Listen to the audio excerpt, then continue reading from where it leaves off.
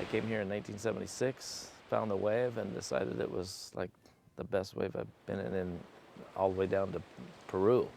Well, I started flying in Baja in about 1976 or 77, and I have a light plane, so I started looking for places to fly and surf.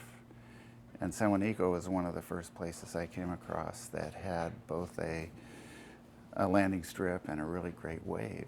The place, as far as I'm concerned, is when it's on, it's as good a wave as there is in the world. These three surfers are talking about the wave at San Juanico, or Scorpion Bay as it's more popularly known in the surf community. It might not look like much now, but in the summertime, the ride can be epic. The place is remote. From San Diego, it's about a 900-mile drive via the main paved highway, or 650 miles if you're willing to brave a long stretch of mud and salt flats.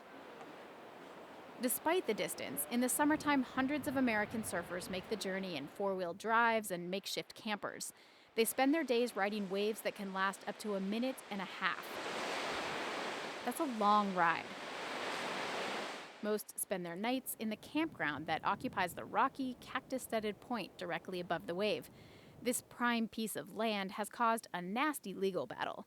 It demonstrates the passion and sense of possession surfers feel for their waves. James Adkins is one side of that battle. We're very selfish with our waves. I mean, we don't want to have more people. His former business associate, Ruben Andrews, is on the other side. He leases the campground land from a communal agricultural group, or ejido. Whoever ends up with that property, has kind of a public responsibility to deal with it in a way that I think respects the traditional uses there. Meanwhile, the ejido just wants to turn a profit. The ejido owns thousands of acres of beachfront property, and they never used it for much more than grazing until the surfers came. Pues, ¿de qué me serviría? What good would it do me to have all these beautiful places if I don't have the capital to develop them?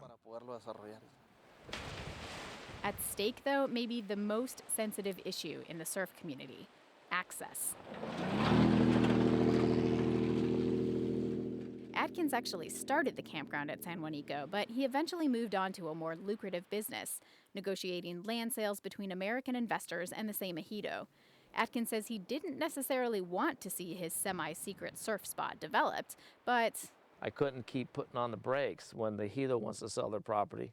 And if I don't do it, someone's going to step into my place. So he and a group of Southern California investors offered $3 million to buy up the campground land and build a cluster of beachfront homes at that perfect wave. But Andrews' campground lease was still in effect. That's where the war began. We tried to buy out Andrews from the beginning. He didn't want to sell out. So as in all negotiations, we tried to figure out a way to force him to sell out. The two former business associates and the ejido have been filing suits, countersuits, and appeals against each other over the lease and the sale for the past 5 years. Andrews and Adkins both accuse each other of trying to block off the land. Come on, Sandy, let's go. On a recent morning, the seasoned surfer Lee of the Sea tries to play catch with his unruly German shepherd, Sandy. Lee has been camping and surfing in Baja California for decades, and he's lost access to many of his favorite surfing spots between Tijuana and Ensenada. I mean, access has been just about completely cut off in a lot of those places. Though he'd like young surfers to have what he had, Lee says that may not be possible. It's changing. I mean, everything changes. Like I think I said before, you gotta kind of, if you don't change with it, you get buried. Adkins denies his group has plans to limit visiting surfers' access to the wave. But he thinks a more upscale and restricted use of the land along this prime surf spot is inevitable. In any projects all over the world, when the property gets to be a certain value, there's no way you're going to stop developers from buying that property and changing it from camping.